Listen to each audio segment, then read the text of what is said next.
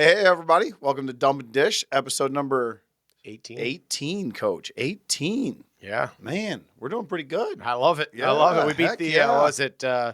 top 10% of podcasts or 90% of podcasts don't make it past 12, 11? Yeah, 12 or 11, something yeah. like that. So we're getting there. We're getting Sorry there. for you guys having to Yeah. keep listening. Today, we got the new season kicking off here, Coach. Tryouts coming up this week if they haven't already started for some. I know most of them are starting today or Saturday. They started Saturday. Yeah. I know a lot started Saturday. So I got a few topics for you on that. But before we do that, we have Miss Emma leaving town. Yeah. She's going to play with the big girls. Yeah. Up there, a little D1 Syracuse. Yeah. Shout out. Shout out, Miss Emma. She'll We're be gonna back, miss you. though. Don't be a stranger. Don't be scared of that treadmill either. You get away from it, you can get a little scared of it. Yeah. She'll be back November 7th playing Lindenwood. There we go. We'll be there. Yep. We'll be very embarrassing. Very embarrassing. For sure. All right, first topic of the day. Setting goals for the season. How do we set some realistic goals? Talk to me about your goal setting, Coach. Let's say we're a pee-wee or squirt hockey player. What should my goals be? Sounds good. Continue to develop skills. All right. And, a lot of that's going to be coach driven, but also yourself. And when you get to that age, we can now take some ownership off the ice. Yeah. I was talking to my 10U girl. She was asking, how can I get better? I'm like, we can go shoot in the driveway anytime you want to. I'm not going to put pressure on you, but if you want your shot to get better, let's go shoot. Crazy idea. Yeah, let's go stick handle. There's so many things. It's like your check out detention with Coach Switz. I was gonna say that's right where I was going. Detention with Coach Switz. Like there's little 5-minute workouts, and you do those a couple times a week. It's amazing how much your skills will go up. So some of it is just starting to take ownership. 6 and 8U has been fun. We had our blast. It was what flavor Capri Sun afterwards. 10U, if you want to get serious about hockey now, it's time to put in more work off the ice as well as on the ice if you truly want to develop to those next level, be a next level player. And then on the ice, learning the game. 10U especially, it's for a lot of them the first time they're playing full ice hockey if they haven't had the opportunity to play full ice games as a 6U or 8U with some of the spring programs and things like that do play full ice. But if you're purely just playing inside of USA Hockey, you haven't played a full ice game yet. Yeah. And so learning that's huge. You got to learn the actual game of hockey. You've got your foundational skills that you've been working on for a couple of years. Now it's time to implement them in the full ice game. Start learning the positions, not specializing in one, but learning them. And understanding where they should be on the ice, where they should be for a face-off. Just at the beginning of the season, it's the faster you can get the basics of how to play the game of hockey, where to be. Yep. The faster we can move on to higher, more thoughtful things and systems or whatever, basics of systems. But, you have to be in the right place first. Yep. Yeah, Other so. thing I think you can start working on is your leadership skills. Yeah. Being a leader on the team, picking up pucks, make sure the boys aren't goofing off too much, 5-10 minutes before the game, keeping it dialed in. Those type of qualities I think you can really start working on at that age to build for more life skills also. Yeah, I agree with that. All right, my next topic. How do we balance hockey, school, other kids' sports, food, sleep? How do we do it, Coach? It's a lot. It is a lot. For my family personally, we have the calendar on the wall that's gospel. Like if there's something that's not there, it didn't happen. Yeah, that's exactly right. Or it's definitely not going to happen. Let's just put it that way. So making sure you're organized. It's organizational skills. It's time management. And parents have to help those younger kids with that.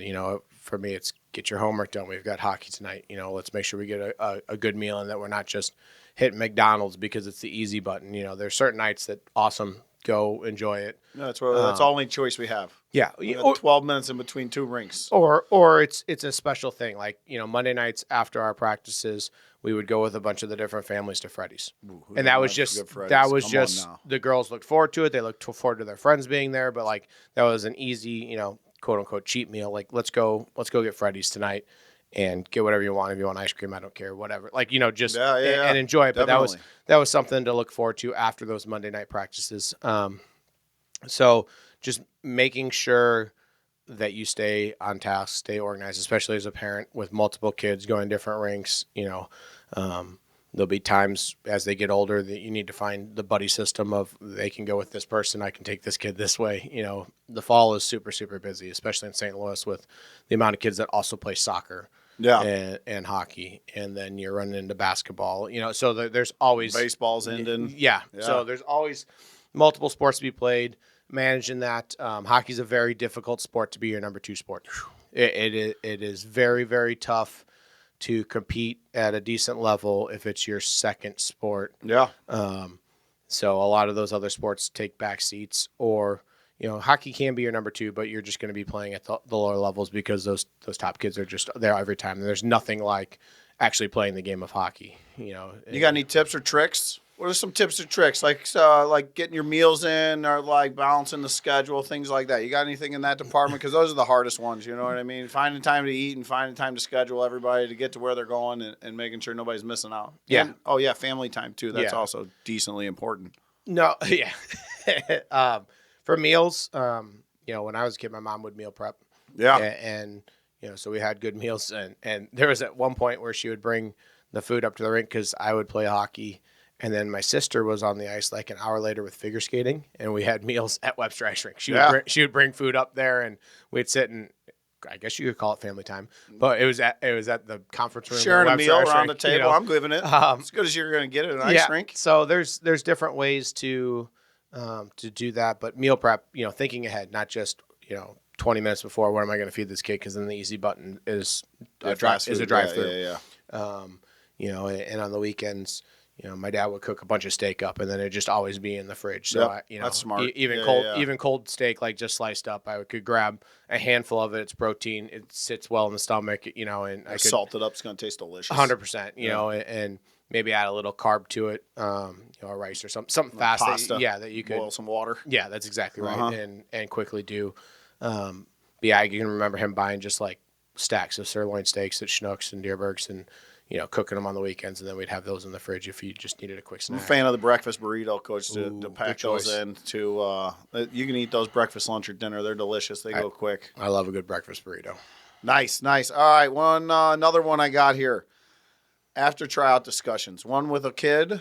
Let's start there. Your kid just got done last one. What are we talking about on the way home? Tell me a little bit about that, and then we'll talk after you get your results. What do we talk about? So now we just finished the last one. We're headed home. How do you set the expectations for them? Not too high, not too low. What are you thinking? Number one is I'm happy, and you make me so proud just watching you play. Yep. Start there. Yeah, it's a good start. Just starting sets the tone. Yeah, and asking their feedback if they want to talk about it. If they don't want to talk about it, I don't talk about it at all. Yeah. Like, so happy to watch you play. Like, on to the next thing. What's for dinner? What's homework? Whatever it may be. A lot of them are very curious. They want your feedback, and just like we talked about on the previous episode, I try to turn that back. How do you think you did? Like, is there something you'd like to work on? I'm also helping them set goals by doing that. Like, okay, cool. Like you noticed you struggled on those one-on-ones. Let's really focus on that this year, and let's make that better. We can take that into our lessons. We can take that into camp situations. We can take that into practices this year. Whatever it may be, to really focus on. Let's get better at that. Yeah. If that's something you really struggled with. And then after that, it's keeping the excitement for the year. I've seen too many kids that get down based on what team. Yeah.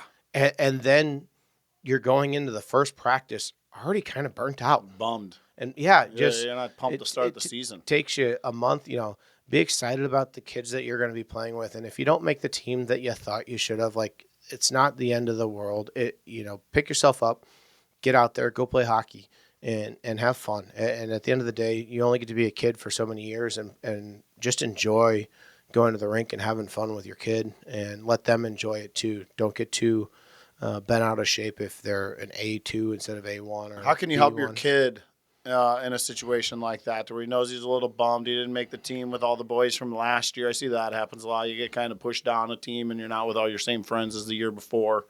How do you help them through that situation? Now it's time to be a leader. Yeah. Okay. You drop down. It's back to that. Top dog versus last pick, or those types of things. Like, now it's time to be a top dog, and go out there and kick some butt. Like, prove them wrong. Prove them wrong. Like, love that. Spin it back that way. But at the end of the day, like, the clubs aren't so big that you're not going to have somebody that you don't know. No. But you got your team. You got your what boys. I mean, we've been 3 years together now, and I didn't make it with them. Yeah. But focusing on the positives, if you got a great coach there or whatever. Find something positive to spin it around. This team's gonna be fun. We did this with them last year. Remember, you like that, something like that. Yeah. Spin it to the positive. I see too many parents that jump on the bandwagon of the negative, and then again, you're just bringing your kid down even more. Yeah. Whining about it, crying about it is not going to change anything. I'm yet to see that ever work in any club that I've ever been a part of over the last 20 years of coaching. So the pick is in. Yeah, at the end of the day, these are the cards you're dealt. Play the hand and play it to the best of your ability, and be happy with it, and figure out those positives. Focus on those. Nice. All right, now we got our results and tryouts. Maybe I wasn't happy with them, and I'd like a little feedback from Coach. Tell me the proper way you think to solicit feedback from a coach or a club after tryouts. A lot of clubs will tell you, excuse me, if you want feedback, here's who to reach out to direct that. Mm-hmm. At like 6 and 8U we don't really have tryouts, but that would be my role at the Cyclones. Yeah. To take that and find somebody really get after Coach Zane this year. Really chew on him a little bit. We make he wasn't involved enough. Something good. Come on. We make 4 equal teams. It'll be just fine. At 6 and 8U. But at the end of the day, he's 4-time champ, 6U champ though. So somehow he's still claiming that. Find that person who is the person in charge of those tryouts, and it's an email. It's not an attack. It's asking questions, but give it time. Thank them for their time. Yeah, start with some positives. Yeah, it's not an attacking email. It's what could my kid work on to get better, to evaluate better in the future. Yeah. Talk future, don't talk past. That's a big one for me. Talk about how we're going to do things better in the future, how my kid can do things better in the future. Not, he won 3 2-on-1s and scored 6 goals. Well, that's right. Your kid went down and parked in front of the net on every rush, never battled in the corner, cherry picked, whatever it may be. Offside 4 times. Yeah. So, rather than focusing on the past, focus on that future and how we can make that, that kid more successful in the future. I like it. All right, last thing, Coach. We got our new segment. We're going to try to pick a game of the week, best game in town of the week. This week I got the 15U boys Blues team versus the 16U Affton Central States. We know the coaches in that. We got Coach Durst leading the Affton 16s, and then we got Otter and Carey out there running the 15U Blues. That's going to be a good matchup. Do you know when it is? It's going to be 1:30 at Centene. Okay, cool. I think it got USA Arena, if I'm not mistaken. Pretty pumped. I'll probably tune in on Live Bar and check it out. I'll be checking that out. Yeah. That's awesome. Seeing the boys yelling at each other over the bench, see if they can get into it. I love seeing our friendly coaches turn mean on the bench. I'm super excited for the game of the week. Adding that to this podcast, I think that's so cool for the St. Louis community of those big matchups. A lot of people don't even know that they happen. Yeah. And so we're going to try to go through and pull them out and let you know the game of the week. Maybe if you're around the area, you can pop in, see what it's like. Sounds good. All right, that's all I got. What do you got? Anything left, Coach? No, nothing else. Alicia, you got anything over there? Any funny comments? Oh, Nate says, let's go. Dump and dish. I like it. I did see one question that came up. Somebody was asking on there what teams we coach and what we've Go coached. ahead, Coach. Yeah, so for me, I coach with the Lady Cyclones here in St. Louis. Coached with AAA here in DeSmet for a year with Coach Alex. So coached up in Canada, coached back here in the States even before that. So been around, but now with 2 kids playing hockey, I'm focused on their club and being on the board for the Cyclones and helping grow girls hockey here in St. Louis. And I've retired from team coaching. I like private skills coaching. Everybody seems to like you a lot more than when you volunteer for free. Yeah. It's weird how it works, but that's my position now. Yep.